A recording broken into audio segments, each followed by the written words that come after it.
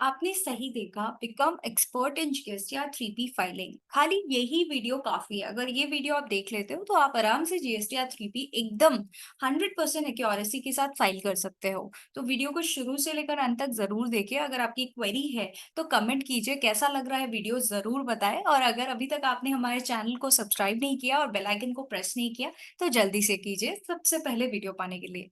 बहुत important video है ये। इसमें मैंने जो भी सेक्शन या प्रोविजन जीएसटी या 3B में एप्लीकेबल है वो सारी चीजें कवर किए हैं। तो हम स्टार्ट करते हैं बिकम एक्सपर्ट इन जीएसटी या 3B फाइलिंग से। मैं सबसे पहले पोर्टल में जाती हूँ। पोर्टल में मैं जा चुकी हूँ। तो यहाँ पर आप देख सकते हैं कि रिटर्न डैशबोर्ड डैशबोर्ड का सेक्शन मुझे दिखा रहा है। यहाँ हम चलते हैं और सबसे पहले यहाँ पर क्वार्टर आपको शो हो रहा है और पीरियड शो हो रहा है। पीरियड हम अगस्त लेंगे और सर्च करेंगे। तो यहाँ पर आपका मंथली रिटर्न जो है जीएसटी या 3B का, वहां पर आपको दो ऑप्शन मिलता है। मंथली रिटर्न होता है, क्वार्टरली होता है। मंथली में due date 20th of next month रहता है, जैसे अगस्त के केस में 20 सितंबर है। तो यहाँ पर आपको दो ऑप्शन दिखा रहा है, दैट इज प्रिपेयर ऑनलाइन या प्रिपेयर ऑफलाइन। प्रिपेयर ऑनलाइन का मतलब ये है जो डेटा आपका जीएसटी या 3B में सिस्टम ने ऑटो पॉपुलेट किया है उसको आप चेंजेस कुछ करना चाहें तो कर सकते हैं। प्रिपेयर ऑफलाइन का मतलब है कि अपने सॉफ्टवेयर से आप डेटा पुल करेंगे जीएसटी या 3B में। प्रिपेयर ऑफलाइन मैं रेकमेंड नहीं करती, क्योंकि देखिए आपका ऑलरेडी सिस्टम ने ऑटो पॉपुलेट कर लिया है। तो आप वहां से देख सकेंगे और मैनिपुलेट भी कर पाएंगे जो भी आपको चेंजेस करना है प्रिपेयर ऑनलाइन से। तो हम प्रिपेयर ऑनलाइन में जाते हैं। जाने के बाद हमसे सबसे पहला सवाल पूछा जाता है, क्या आपको निल रिटर्न फाइल करना है। तो ये निल रिटर्न क्या है? Nil return का मतलब है have not made any outward supply, have not received any inward supply, do not have any liability for the particular tax period। अगर ये तीन चीज आपके पास नहीं है then it is a nil return। ठीक है, ना तो आपका आउटवर्ड सप्लाई है, ना कोई इनवर्ड सप्लाई है, कोई लेट फीस भी नहीं है, कोई इंटरेस्ट नहीं है, तो निल रिटर्न है। तो मेरे केस में नो रहेगा। हम सिंपली नेक्स्ट करते हैं। नेक्स्ट करने के बाद सिंपली ये बताता है कि जीएसटी या 3B में कुछ कुछ डाटा जो है वो ऑटो पॉपुलेट हो गए हैं। तो कहाँ से ऑटो पॉपुलेशन होता है? अगर मैं बात करूं टेबल 3.1 जो लाइबिलिटी के बारे में बताता है, तो लाइबिलिटी जो है वो जीएसटीआर 1 से ऑटो पॉपुलेट होता है। जीएसटीआर 1 सेल्स का डिटेल होता है जो जीएसटीआर 3B में ऑटो पॉपुलेट हो जाता है। Next is reverse charge. Reverse charge की जो लाइबिलिटी है जीएसटीआर 2B में 2B से ऑटो पॉपुलेट होता है। 2B क्या है? 2B जो है वो आपका सप्लायर जब जीएसटीआर 1 फाइल करेगा, आपका इंफॉर्मेशन जब देगा, तो वो 2B में ऑटो पॉपुलेट होगा और 2B से 3B में चला जाएगा। इनपुट टैक्स क्रेडिट भी 2B में ऑटो पॉपुलेट होता है। तो ये जो है इंफॉर्मेटिव टेबल है जिसमें बता दिया गया है कौन सा डेटा कहाँ से ऑटो पॉपुलेट होगा। इसको सिंपली क्लोज करते हैं। क्लोज करने के बाद हम ये देखिए, ये सारे टेबल्स को एकदम डिटेल में पढ़ने वाले हैं। तो सबसे पहले आ रहा है टेबल 3.1। ये क्या है? Tax on outward and reverse charge inward supply, इसके बारे में बात कर रहा है। मतलब आउटवर्ड सप्लाई के बारे में भी बात कर रहा है और रिवर्स चार्ज इनवर्ड सप्लाई के बारे में बात कर रहा है। ये क्या है देखते हैं। सबसे पहले इसमें ये 5 पॉइंट कवर किए गए हैं जिसमें taxable value, IGST, CGST, SGST और सेस के बारे में बताना है। ये ऑटो पॉपुलेट हो जाता है जीएसटीआर 1 से। तो क्या क्या डिटेल्स जाता है इसमें? टैक्सेबल सप्लाई के बारे में जो जीरो रेटेड, निल रेटेड और एग्जेम्प्टेड नहीं है। आउटवर्ड टैक्सेबल सप्लाई जो जीरो रेटेड है। अदर आउटवर्ड सप्लाई जो निल रेटेड है। और inward supply liable to reverse charge और नॉन जीएसटी आउटवर्ड सप्लाई। तो ये सारी चीजें के बारे में हम लोग बात करने वाले हैं। ये क्या है? सबसे पहला क्वेश्चन आपके दिमाग में आएगा कि मैम ये क्या है? Inward supply liable to reverse charge. Liable to reverse charge ये आउटवर्ड में क्या कर रहा है, इस टेबल में क्या कर रहा है? तो रिवर्स चार्ज का मतलब ये होता है कि जहां पर रेसिपिएंट डायरेक्टली गवर्नमेंट को टैक्स पे करता है, सप्लायर टैक्स कलेक्ट नहीं करता, बल्कि रेसिपिएंट टैक्स गवर्नमेंट को डायरेक्टली देता है। तो रेसिपिएंट जो टैक्स पे कर रहा है वो रेसिपिएंट के लिए इनपुट टैक्स है, जिसका उसको इनपुट टैक्स क्रेडिट मिल जाता है। तो पहले उसको पे करना पड़ता है, फिर उसको उसका क्रेडिट मिलता है। तो पे कहाँ से करेंगे? इसमें लाइबिलिटी तो दिखाना पड़ेगा। तो ये जो होगा वो लाइबिलिटी रहेगा रिवर्स चार्ज का। ये आपका 2B से ऑटो पॉपुलेट हो जाएगा। लेकिन 2B से वो ही डेटा ऑटो पॉपुलेट होगा जो रजिस्टर्ड पर्सन ने शो किया है। जो अनरजिस्टर्ड पर्सन है उन्होंने तो शो नहीं किया होगा 2B में। सपोज कीजिए मैं किसी लॉयर से सर्विस ले रही हूँ, लॉयर से सर्विस ले रही हो, लॉयर अनरजिस्टर्ड है, तो उसने तो GSTR1 फाइल ही नहीं किया होगा। तो उस केस में मेरे को खुद से यहाँ पर डेटा पुट करना पड़ेगा कि लॉयर से कितना सर्विस मैंने लिया और कितना मेरे को RCM में पेमेंट करना है। तो ये जो टू बी में ऑटो पॉपुलेट हो रहा है वो तो रहेगा, प्लस क्या रहेगा, जो मेरा एक्चुअल में लॉयर से या किसी अनरजिस्टर्ड से अगर मैं सर्विस ले रही हूँ रिलेटेड टू रिवर्स चार्ज, जैसे लॉयर हो गया या डायरेक्टर सिटिंग फीस हो गई, ये सारी चीजें भी आएंगी। तो इस केस में आपको अपना बुक्स प्रॉपरली देखना पड़ेगा कि आपके बुक्स में कितना आ रहा है, उस हिसाब से आपको डेटा जो है दिखाना है। ओके, तो अब हम बात करते हैं टैक्सेबल सप्लाई के बारे में, जीरो रेटेड, निल रेटेड और नॉन GST के बारे में। तो टाइप्स ऑफ सप्लाई क्या होता है देखते हैं। सबसे पहले हम एग्जेम्प्ट सप्लाई के बारे में बात करते हैं, जिसमें आता है निल रेटेड। निल रेटेड का मतलब होता है जिसका कोई भी रेट नहीं होता, रेट डिफाइन ही नहीं है। जैसे सपोर्ट सर्विस ऑफ एग्रीकल्चर, उसका रेट डिफाइन नहीं है। नेक्स्ट है एग्जेम्प्ट अंडर सेक्शन 11, मतलब इसका रेट तो है लेकिन कुछ समय के लिए गवर्नमेंट ने एग्जेम्प्ट किया हुआ है, that is exempt under section 11। Exemption notification government चाहे तो हटा भी सकता है। इसका एग्जाम्पल है vegetable. Next is non taxable, मतलब जो GST के अंतर्गत अभी तक आए नहीं है, जैसे alcohol for human consumption, petrol, high speed diesel, motor spirit, natural gas, aviation turbine fuel, ये सारे नॉन टैक्सेबल कैटेगरी के सप्लाई है। नेक्स्ट जीरो रेटेड, ये जीरो रेटेड क्या है, जिसका रेट जीरो है, नहीं। इसका मतलब ये हो गया कि आप एक्सपोर्ट कर रहे हो, उसके इसमें टैक्स नहीं लगता है। अगर टैक्स लगता भी है तो आपका रिफंड आपको मिल जाता है जो आपने टैक्स पे किया था। क्यों टैक्स नहीं लगता इस केस में? क्योंकि जीरो रेटेड बहुत इंपॉर्टेंट है गवर्नमेंट के लिए, एक्सपोर्ट बहुत इंपॉर्टेंट है क्योंकि उससे फॉरेन एक्सचेंज गवर्नमेंट को मिलता है।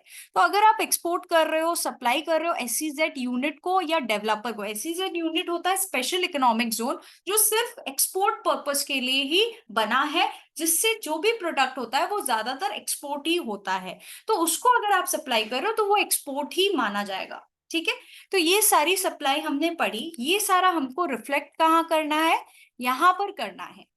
ये जो है अपने आप ऑटो पॉपुलेट हो जाएगा। तो हमने जाना कि एग्जेम्प्टेड क्या होता है, निल रेटेड क्या होता है, नॉन GST क्या होता है, जीरो रेटेड क्या होता है। तो ये सारी चीजें हमने जानी। अब हम इसको कंफर्म करके आगे बढ़ते हैं। नेक्स्ट टेबल क्या बात करता है? नेक्स्ट टेबल 3.1.1 के बारे में बात कर रहा है, that is supply notified under section 9 subsection 5 of CGST act 17।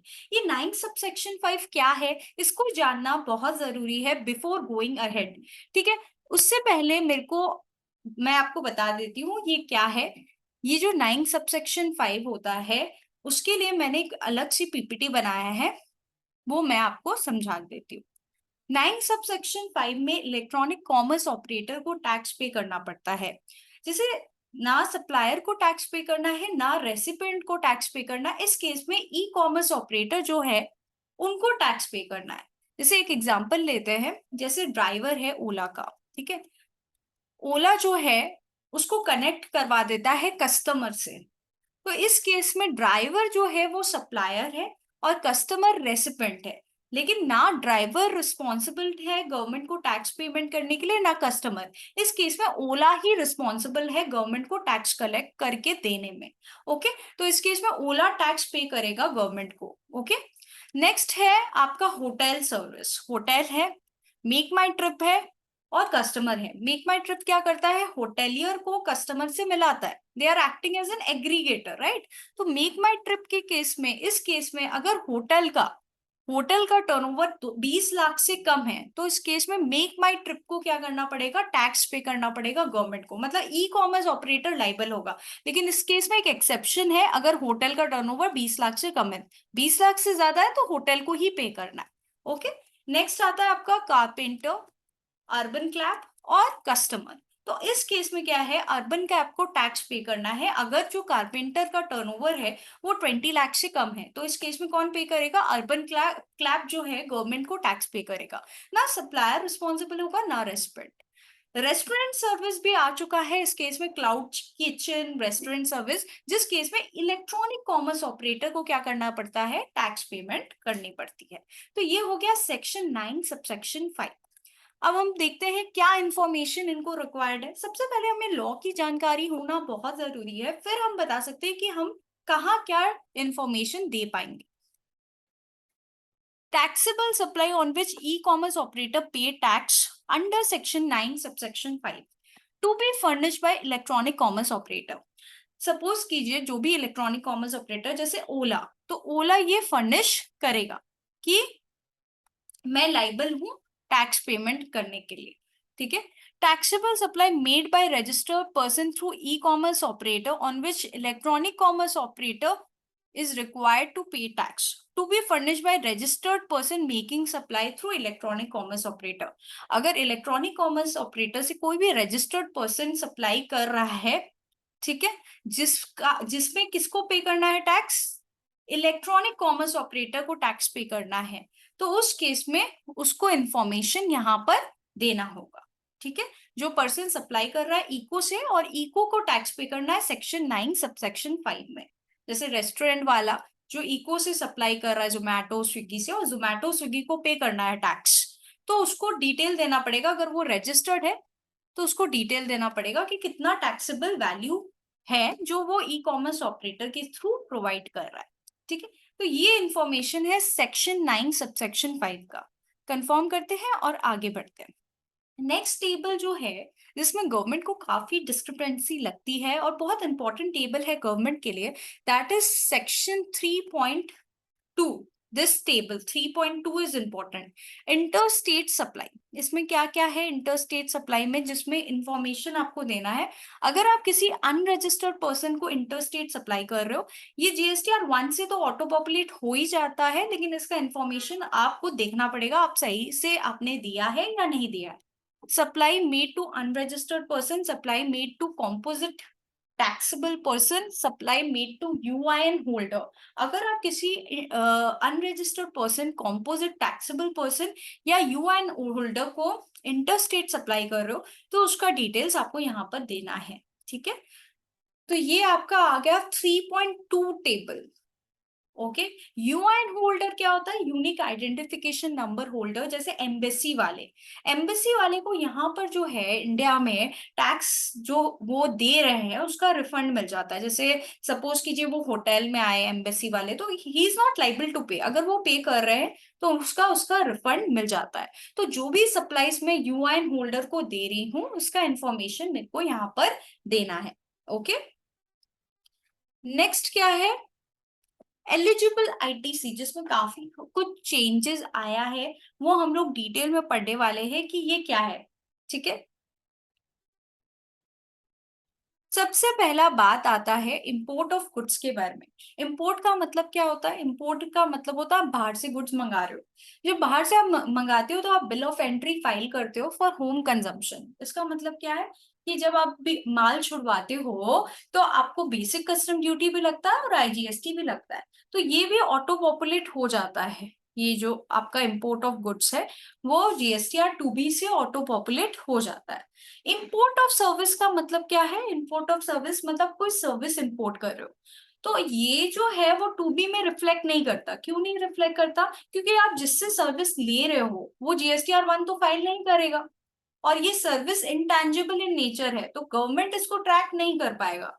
तो इस केस में आपको इंफॉर्मेशन देना पड़ेगा कि कितना आपने इंपोर्ट किया था, और इंपोर्ट के केस में यू आर लाइबल टू पे द टैक्स। ठीक है।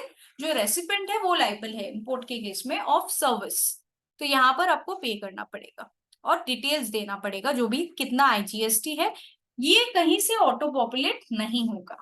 Next is inward supply liable to reverse charge. अब क्वेश्चन आता है कि मैम टेबल 3.1 में भी था, टेबल 4 में भी है, ऐसा क्यों है? बिकॉज देखिए टेबल 3.1 में क्या था, inward supply liable to reverse charge. जिस जिस केस में यू आर लाइबल टू पे, आपको पेमेंट करना था टैक्स का, और इस केस में क्या है, आपको क्रेडिट मिल जाएगा। Means you are paying and you are getting the credit, आप पे भी कर रहे हो प्लस आपको क्रेडिट भी मिल रहा है। तो ये आपका हो गया inward supply liable to reverse charge, यहाँ पर आएगा। जो आपने टेबल 3.1 में दिखाया है वो सेम आपको टेबल 4 में दिखाना है। Inward supply from ISD. ISD होता है इनपुट सर्विस डिस्ट्रीब्यूटर। इसको भी हम लोग थोड़ा डिटेल में पढ़ते हैं कि इनपुट सर्विस डिस्ट्रीब्यूटर क्या होता है। सपोज कीजिए स्किलशॉट का 3 ब्रांच है। स्किलशॉट का ब्रांच है कैलकाटा में, दिल्ली में और राजस्थान में। और स्किलशॉट ने सपोज टीवी में ऐड किया है।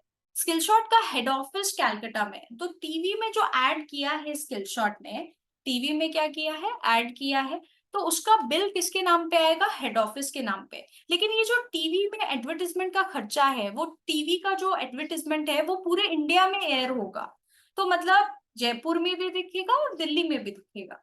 तो इस केस में सिर्फ कैलकाटा को क्रेडिट मिलना तो सही नहीं है ना, सबको मिलना चाहिए। तो कैलकाटा जो है वो as an input service distributor काम करेगा और क्या कर देगा, अपना क्रेडिट जो है वो डिस्ट्रीब्यूट कर देगा। किसको डिस्ट्रीब्यूट कर देगा, दिल्ली ब्रांच में और जयपुर ब्रांच में जो भी उसका सेल है उस बेसिस पे क्रेडिट जो है वो डिस्ट्रीब्यूट कर देगा। तो वो हो गया इनपुट सर्विस डिस्ट्रीब्यूटर। क्या आपको कोई इनवर्ट सप्लाई मिला है इनपुट सर्विस डिस्ट्रीब्यूटर से? इनपुट सर्विस डिस्ट्रीब्यूटर वो होता है जो सर्विस का क्रेडिट डिस्ट्रीब्यूट करते हैं अगर वो कॉमन है तो। ठीक है, कॉमन है 3 लोगों में, जो भी 3 जीएसटीएन नंबर है लाइक सेम पैन के अंडर, उनमें कॉमन है, तो उस बेसिस पे वो क्रेडिट जो है वो डिस्ट्रीब्यूट करेंगे। ऑल अदर आईटीसी का जो इंफॉर्मेशन है वो ऑटो पॉपुलेट हो जाता है जीएसटीआर 2B से। ठीक है, 2B से आपका ऑटो पॉपुलेट हो जाएगा। अब जो चेंज आया है वो आईटीसी रिवर्सल के सेक्शन में आया है और अदर डिटेल्स के सेक्शन में आया है। ये क्या है आईटीसी रिवर्सल? आईटीसी रिवर्सल में लिखा हुआ है as per rule 38, 42 and 43 of CGST rules and section 17 subsection 5। ये सारी चीजें है क्या, और अदर्स में आपका कोई रिवर्सल है। ओके, तो ये क्या रिवर्सल है इसके बारे में एक एक के बारे में हम लोग अच्छे से जानते हैं। ठीक है, सबसे पहले हम जानते हैं, एक्सेल में खोल रही हूं, सबसे रूल 42 क्या है उसके बारे में थोड़ा सा मैं आपको ग्लिम्स दूंगी, क्योंकि ये बहुत डिटेल में ये सेक्शन है तो आपको समझने में थोड़ा टाइम लगेगा। रूल 42 बताता है इनपुट और इनपुट सर्विस के बारे में, इनपुट और इनपुट सर्विस के बारे में। ठीक है, अब रूल 42 में क्या है, अगर आप सपोज कीजिए टैक्सेबल गुड्स भी बनाते हो कुछ इनपुट से, खाली टैक्सेबल गुड्स बनाते हैं सपोज, तो आपको उसका क्रेडिट मिल जाता है। ठीक है, अगर खाली आप एग्जाम गुड्स बनाते हो तो आपको उसका क्रेडिट नहीं मिलता, नो क्रेडिट, क्रेडिट नहीं मिलता। लेकिन आप सपोज करो टैक्सेबल भी बनाते हो और एग्जाम भी बनाते हो, जैसे मेरा कुछ इनपुट है जो टैक्सेबल के केस में भी लगता है और एग्जेम्प्ट के केस में भी। जैसे सपोज कीजिए मेरा रेंटेड जगह है जिसमें मैं वेजिटेबल्स भी बेचती हूँ, वेजिटेबल जीएसटी में एग्जेम्प्ट है, और प्लस मैं ब्रांडेड आटा भी बेचती हूँ जो टैक्सेबल है। ठीक है, तो टैक्सेबल भी बना रही हूँ और एग्जाम भी बना रही हूँ, तो उस केस में एग्जाम के रिस्पेक्ट में मेरे को क्रेडिट नहीं मिलना चाहिए, लेकिन टैक्सेबल के रिस्पेक्ट में मेरे को क्रेडिट मिलना चाहिए। तो मेरे को प्रोपोर्शनेटली जितना भी एग्जेम्प्ट का क्रेडिट है, एग्जेम्प्ट का क्रेडिट उसके टर्नओवर के बेसिस पे क्या करना होगा, रिवर्स करना होगा।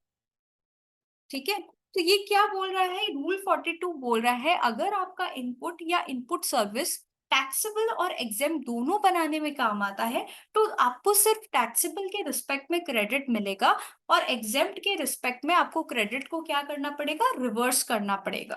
तो इस केस में आप देखोगे ये जो क्रेडिट है वो तो पूरा होगा, टैक्सेबल और एग्जाम रिलेटेड दोनों रिलेटेड हो सकता है, और रिवर्सल आपको क्या करना है रूल 42 में, सिर्फ और सिर्फ एग्जेम्प्ट रिलेटेड जो है आपको रूल 42 पढ़ना पड़ेगा, जिसमें आपको प्रोपोर्शनेटली जो एग्जेम्प्ट रिलेटेड आपका क्रेडिट है वो क्या करना पड़ेगा, रिवर्स करना पड़ेगा, यहां पर रिवर्स करना होगा। अब रूल 43 क्या बताता है, रूल 43 आपका सिंपली बताता है कैपिटल गुड्स के बारे में, कैपिटल गुड्स के बारे में। जैसे कोई भी मशीनरी टैक्सेबल गुड्स के लिए खाली यूज हो रहा है तो उसका क्रेडिट मुझे मिल जाएगा, और एग्जेम्प्ट के लिए अगर यूज हो रहा है तो क्रेडिट नहीं मिलेगा। लेकिन अगर टैक्सेबल और एग्जेम्प्ट दोनों के लिए वो मशीनरी यूज हो रहा है, एक मशीनरी है जिससे टैक्सेबल गुड्स का भी पैकिंग हो रहा है, एग्जेम्प्ट गुड्स का भी पैकिंग हो रहा है, तो उस केस में उसका पूरा क्रेडिट नहीं मिलेगा, खाली एग्जेम्प्ट का क्रेडिट जो है वो रिवर्स करना पड़ेगा।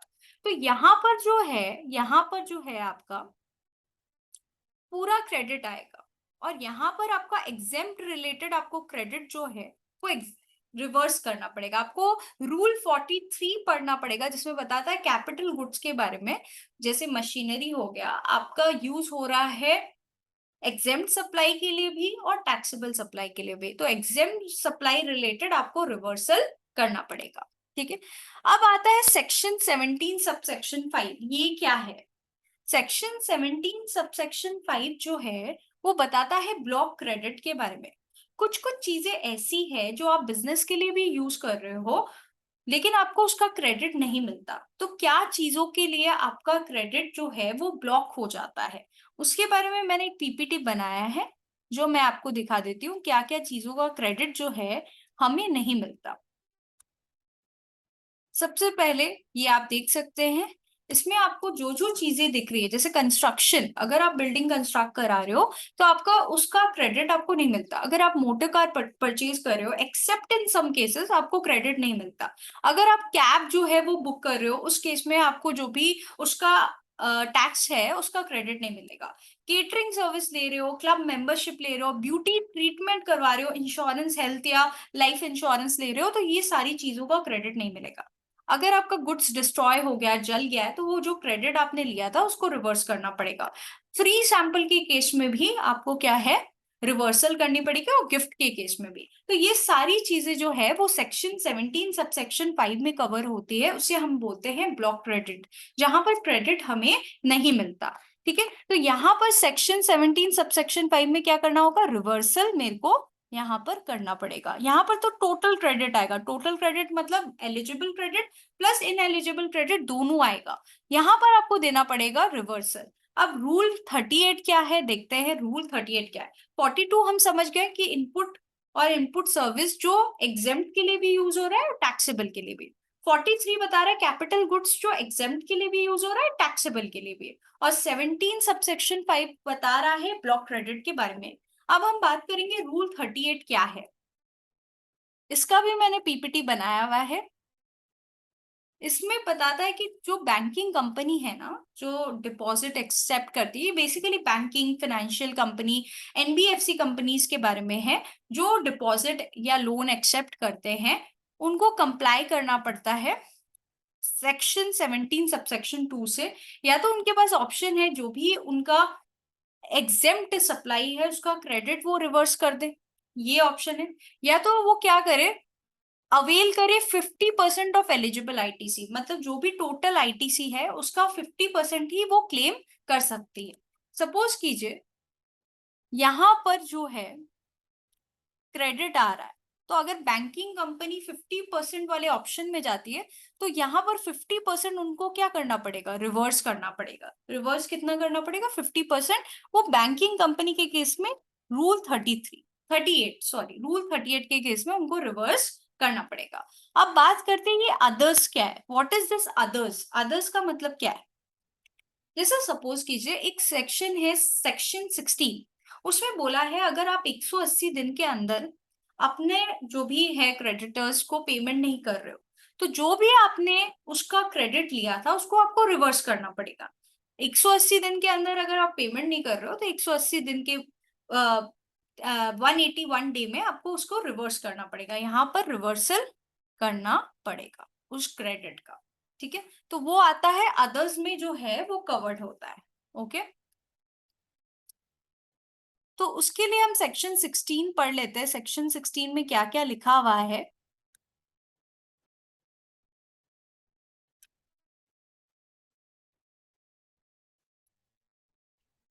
क्रेडिट लेने के लिए क्या क्या बातें जरूरी है। सबसे पहले हमारे पास टैक्स इनवॉइस होना चाहिए और मेरे को गुड्स एंड सर्विसेज मिल जाना चाहिए। दूसरा, टैक्स का पेमेंट सप्लायर ने कर दिया हो, और मैंने जो है रिटर्न फाइलिंग कर दी हो, तो ये सारी चीज मैंने मतलब जो रेसिपेंट है उसने, उसके पास टैक्स इनवॉइस होना चाहिए, गुड्स एंड सर्विस मिल जाना चाहिए, रिटर्न फाइलिंग हो जाना चाहिए, और सप्लायर ने पेमेंट ऑफ टैक्स कर दिया हो गवर्नमेंट को, तब हमको क्रेडिट मिलता है। Details of invoice debit note has been furnish in GSTR 1। ठीक है, मतलब सप्लायर ने जो है वो GSTR 1 में अपना डिटेल्स भर दिया हो, जिस कारण GSTR 2 भी जो है वो रेसिपेंट का शो कर रहा है, तभी हम क्रेडिट ले पाएंगे। तो ये सारे कंडीशन फुलफिल होने चाहिए, तब हम क्रेडिट ले पाएंगे। और अपना एक और कंडीशन है, दैट इज 180 डेज। अगर 180 डेज के अंदर हम पेमेंट नहीं कर रहे हैं, तो हमको क्रेडिट को रिवर्स करना होगा। कहाँ रिवर्स करना पड़ेगा क्रेडिट को? अगर हम पोर्टल में जाए तो यहाँ पर आप देख सकते हैं, यहाँ पर जो है अदर्स में रिवर्स करना पड़ेगा। और क्या क्या क्रेडिट रिवर्स होता है अदर्स में? सपोज कीजिए ये टोटल ITC मेरा ऑटो पॉपुलेट हो गया 2B में, कुछ कुछ सप्लायर का मेरे पास मेरा गुड्स अभी तक रिसीव ही नहीं हुआ, हो सकता है ना मेरे को गुड्स मिला ही नहीं है, तो उस केस में यहाँ पर मेरे को क्या करना होगा? रिवर्सल करना होगा जो भी ITC है उसका। ठीक है, तो ये आपको समझ में आ गया होगा कि कब रिवर्सल होता है अदर्स में। तो रूल 38 बैंकिंग के रिस्पेक्ट में है, रूल 42 जो है वो इनपुट और इनपुट सर्विस जो एग्जेम्प्ट और टैक्सेबल दोनों में यूज हो रहे हैं। 43 आपका कैपिटल गुड्स है, और सेक्शन 17 सबसेक्शन 5 बताता है ब्लॉक क्रेडिट के बारे में। अब ये अदर डिटेल्स क्या है?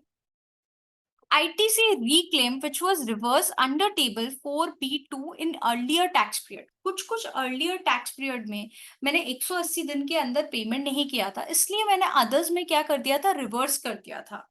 अब मैं क्या कर रही हूँ? रिक्लेम कर रही हूँ। रिक्लेम मतलब मुझे वापस मैं क्लेम कर रही हूँ। क्यों वापस मैं क्लेम कर रही हूँ? मैं इसलिए वापस क्लेम कर रही हूँ क्योंकि रीजन बीइंग मैंने उनको पेमेंट कर दिया है। ठीक है, पेमेंट कर दिया है, तो इसलिए मैं एक रिक्लेम कर रही हूँ। तो यहाँ पर मुझे उसका इंफॉर्मेशन देना पड़ेगा कि कितना मैं वापस से क्लेम कर रही हूँ, प्लस यहाँ पर मुझे ऐड करना पड़ेगा, यहाँ पर भी ऐड करना पड़ेगा, जो मैंने पिछली बार लिया नहीं था लेकिन अब ले रही हूँ। पिछली बार रिवर्स कर दिया था और अब ले रही हूँ। Ineligible ITC under section 16(4) and ITC restricted due to place of supply rules। ये क्या है? सेक्शन 16 सबसेक्शन 4, इसके बारे में हम लोग बात करते हैं। सेक्शन 16 सबसेक्शन 4 बताता है टाइम लिमिट के बारे में कि कब हम ITC अवेल कर सकते हैं। ठीक है, तो अगर 1 अप्रैल 2021 से लेकर 31 मार्च 2022 जो है फाइनेंशियल ईयर है, तो इसका जो ITC है वो हम कब तक क्लेम कर सकते हैं? वो 30/11/2021, मतलब जो नवंबर का लास्ट डेट है तब तक मैं क्लेम कर सकती हूँ। अगर हम कोई भी ITC क्लेम करना भूल जाते हैं तो 30/11/2021 तक मैं क्लेम कर सकती हूँ। और जो भी मेरा सप्लायर है वो 30/11/2021 तक उसके पास टाइम है कि वो GSTR 1 में डिटेल्स दे सके, ताकि मैं अपने 2B में देख के क्लेम कर सकूं। लेकिन अगर कोई सप्लायर जो है, ये 2021 नहीं होगा गाइस, ये होगा 2022, 2021 नहीं होगा। सीन्स मेरा फाइनेंशियल ईयर 21-22 है, तो ये नवंबर तक मैं क्लेम कर सकती हूँ, नवंबर 2022 तक। ठीक है, तो मेरे जो सप्लायर है उसको GSTR 1 में इस टाइम ड्यूरेशन में दिखाना पड़ेगा। अगर वो दिखाता नहीं है तो वो क्या हो जाता है? टाइम बार्ड हो जाता है, मतलब अब मैं क्रेडिट नहीं ले सकती। मतलब अगर वो अपना इनवॉइस 1 दिसंबर को दिखाएगा, मतलब 30/11/2022 के बाद दिखाएगा, तो मैं क्रेडिट नहीं ले पाऊंगी। I can not claim the credit. ठीक है, तो वो टाइम बार्ड हो गया।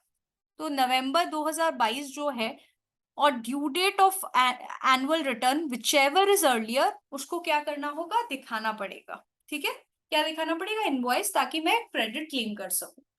टाइम बार्ड नहीं होना चाहिए। तो जो भी टाइम बार्ड हो रहा है, टाइम बार्ड मतलब सेक्शन 16(4) में फिट नहीं हो रहा है, उसका डिटेल्स यहाँ पर जाएगा, जो आपको 2B में दिख जाएगा। ठीक है, ITC restricted due to place of supply rules. ये प्लेस ऑफ सप्लाई रूल्स क्या है मैम? ITC रिस्ट्रिक्ट हो गया due to place of supply rule. तो ये एक एग्जांपल हम लेते हैं कि कब ITC रिस्ट्रिक्ट हो जाता है। जैसे सपोज कीजिए मैं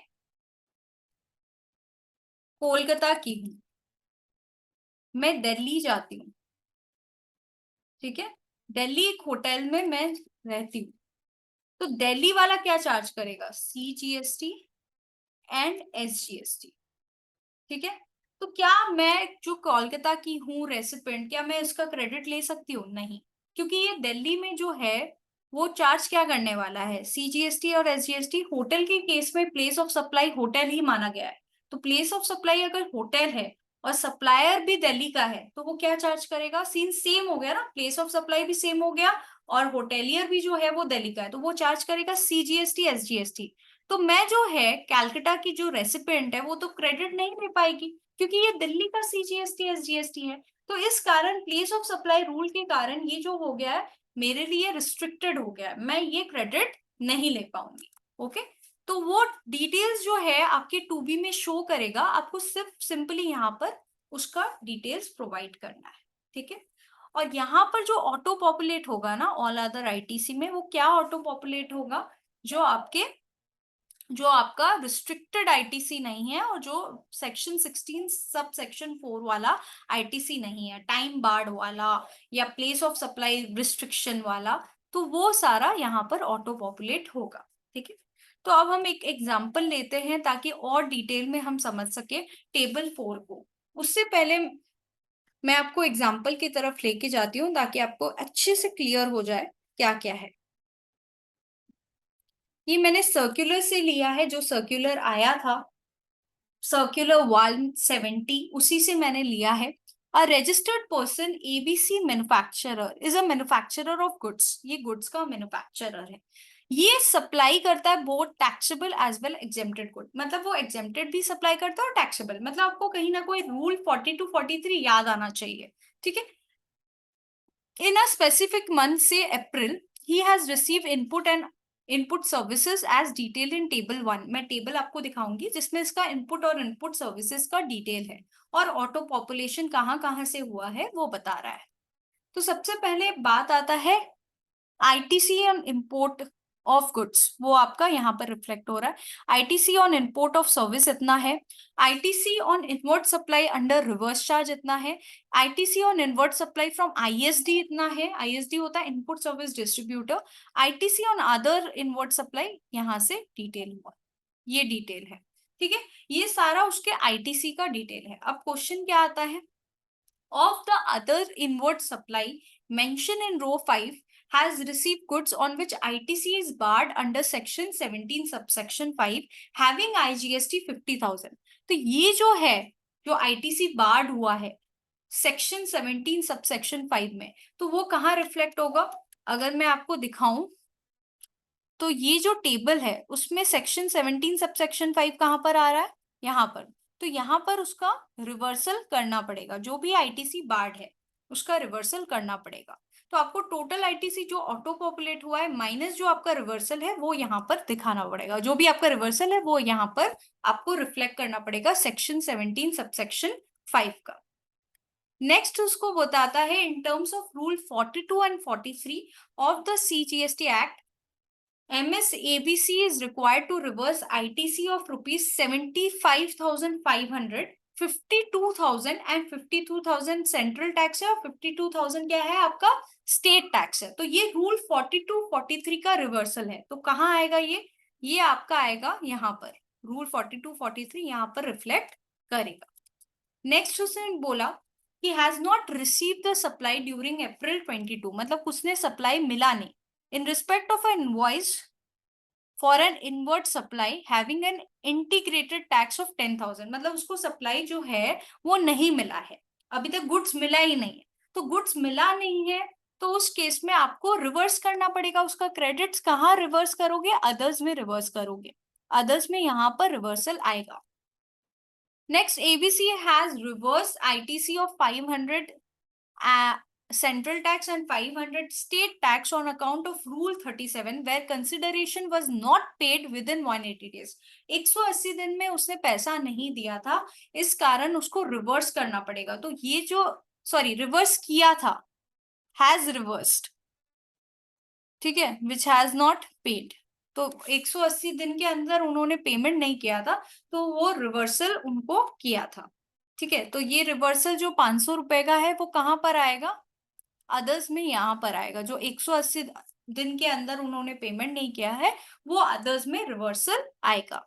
next, an amount of ITC of ₹10,000 and 10,000 state tax ineligible on account of limitation. Limitation का मतलब कि 30 नवंबर से पहले उन्होंने आईटीसी या तो लिया नहीं या सामने वाले ने दिखाया नहीं।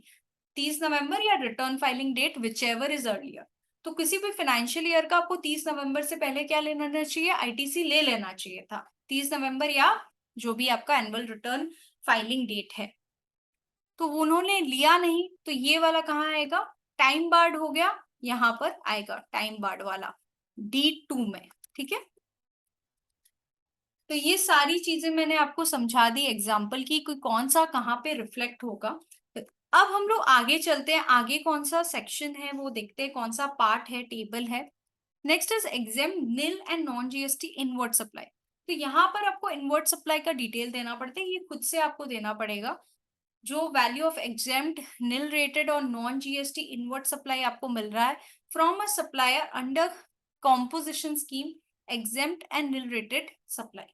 ठीक है, जो भी कंपोजिशन स्कीम से आप सप्लायर से आप इनवर्ट सप्लाई ले रहे हो, एग्जेम्प्ट या निल रेटेड, वो डिटेल्स आपको देना है यहाँ पर। नॉन जीएसटी सप्लाई जो आप ले रहे हो उसका डिटेल्स आपको देना है इंटरस्टेट और इंट्रास्टेट।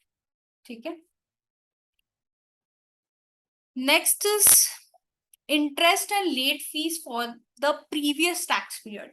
ये जो है ऑटो पॉपुलेट हो जाता है, जो भी आपका इंटरेस्ट है, लेट फीस है। लेट फीस अगर आपका निल रिटर्न है तो 20 पर डे होगा। ठीक है, और अगर आपका अदर देन निल रिटर्न है तो 50 पर डे होगा। और इंटरेस्ट जो है 18% होगा। जो भी आपका नेट टैक्स लाइबिलिटी है उसका, वो हम अच्छे से डिटेल में पढ़ेंगे क्या है वो। नेक्स्ट हम लोग प्रिव्यू कर देते हैं, पहले सेव करते हैं।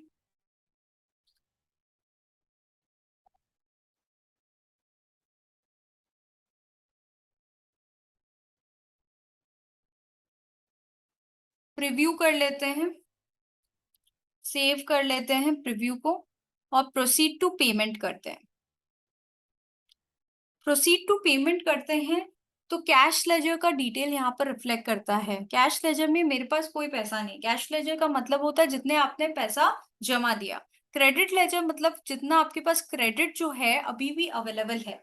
तो क्रेडिट कितना अवेलेबल है मेरे पास, जो भी प्रीवियस मंथ से और इंक्लूडिंग अभी महीने का क्रेडिट। आईजीएसटी का 45,102 है, सेंट्रल टैक्स इतना है, स्टेट टैक्स 81,000 है। तो टोटल मेरे पास 2,07,000 के करीब जो है वो क्रेडिट है। अब हम सेट ऑफ रूल के बारे में बात करते हैं कि सेट ऑफ कैसे करेगा हम लोग, कैसे हम लोग सेट ऑफ करेंगे। तो सेट ऑफ के बारे में अगर हम बात करें तो इनपुट आईजीएसटी सबसे पहले किससे सेट ऑफ होगा, आउटपुट आईजीएसटी से। और कोई भी प्रपोर्शन में सीजीएसटी और एसजीएसटी से सेट ऑफ होगा। इनपुट सीजीएसटी सबसे पहले खुद से, अब इंसान अपना घर पहले भरता है तो सबसे पहले खुद से सेट ऑफ होगा। उसके बाद आईजीएसटी से सेट ऑफ होगा, आउटपुट आईजीएसटी से। सीजीएसटी कभी भी आउटपुट एसजीएसटी से सेट ऑफ नहीं होता, सीजीएसटी और एसजीएसटी में नहीं पड़ता।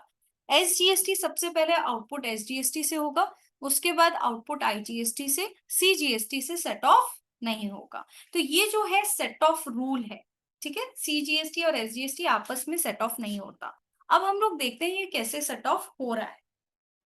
ओके, तो मेरा ये जो है मेरा आउटपुट टैक्स है, और मेरा आईजीएसटी कितना है अगर मैं देखूं तो 45,000 है। 45,000 मेरा इनपुट है। तो सबसे पहले अगर मैं आईजीएसटी की बात करूं तो सबसे पहले वो खुद किससे सेट ऑफ होगा, खुद से सेट ऑफ होगा, उसने पूरा अपने आप को सेट ऑफ कर लिया। ठीक है, उसके बाद आप कोई भी प्रपोर्शन में सीजीएसटी और एसजीएसटी को सेट ऑफ कर सकते हो। इसमें जो है उसने सीजीएसटी का अमाउंट दिया हुआ है कि पहले उसने क्या किया, सीजीएसटी को आईजीएसटी ने सेट ऑफ किया है। ठीक है, तो ये पूरा सीजीएसटी से सेट ऑफ हो गया है। नेक्स्ट हम लोग बात करते हैं सीजीएसटी के बारे में। सीजीएसटी 81,000 है और आउटपुट में मेरा इतना आ रहा है। तो सबसे पहले सीजीएसटी किससे सेट ऑफ होगा, सीजीएसटी अगर मैं सेट ऑफ की बात करूं तो सबसे पहले सीजीएसटी सेट ऑफ होता है खुद सीजीएसटी से। तो ये सीजीएसटी को पूरा खा गया। ओके, और आईजीएसटी को जरूरत ही नहीं है तो वो सेट ऑफ होगा ही नहीं उससे। तो ये सीजीएसटी से पहले पूरा सेट ऑफ हो गया। अब बात करते हैं एसजीएसटी के बारे में। एसजीएसटी सबसे पहले खुद से सेट ऑफ होगा, फिर आईजीएसटी से। आईजीएसटी को रिक्वायर्ड ही नहीं है, तो वो खुद से सेट ऑफ हो जाएगा। ये सेट ऑफ करने के बाद अगर आप देखो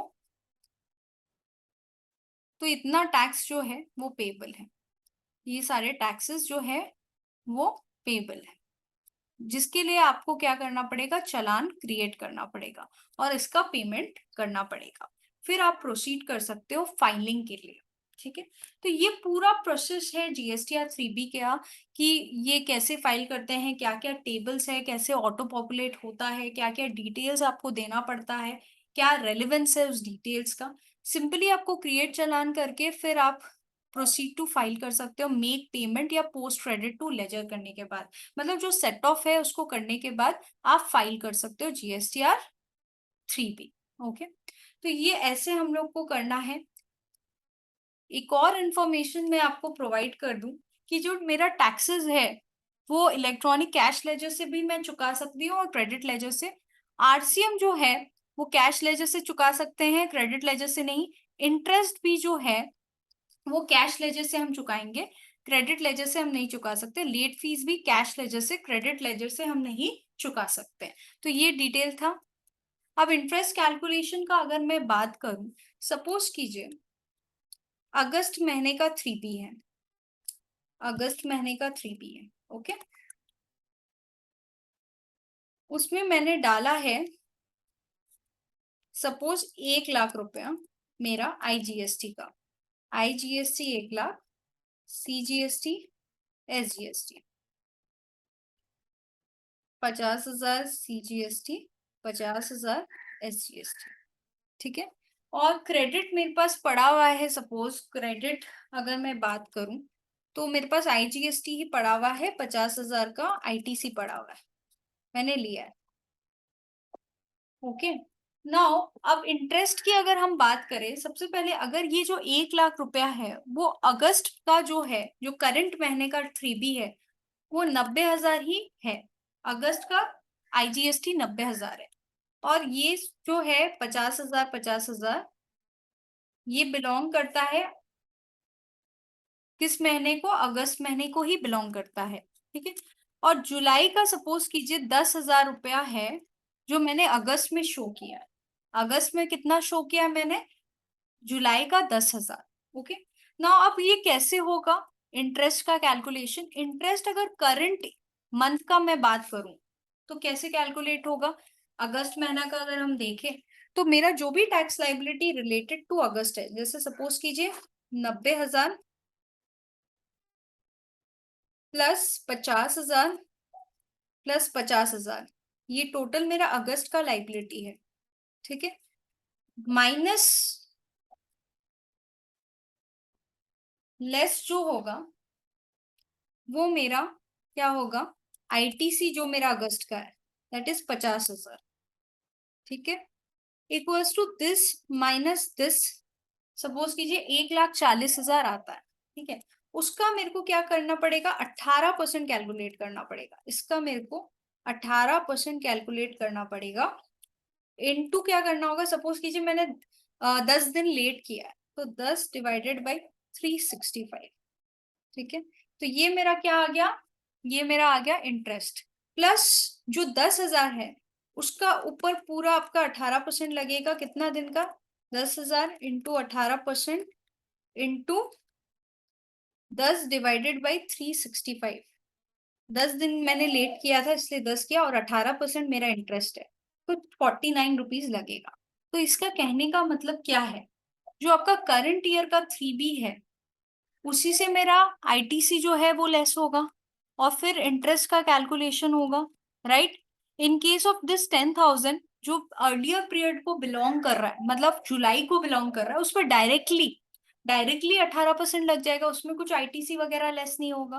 तो ऐसे कैलकुलेशन होगा, आपको देखना पड़ेगा, आपको ब्रेकअप देना पड़ेगा कि कौन सा अगस्त महीना का है, कौन सा आपका प्रीवियस मंथ्स का है। तो यहाँ पर ऑप्शन आता है ब्रेकअप देने का, यहाँ पर एक ऑप्शन आता है टैक्स लाइबिलिटी ब्रेकअप।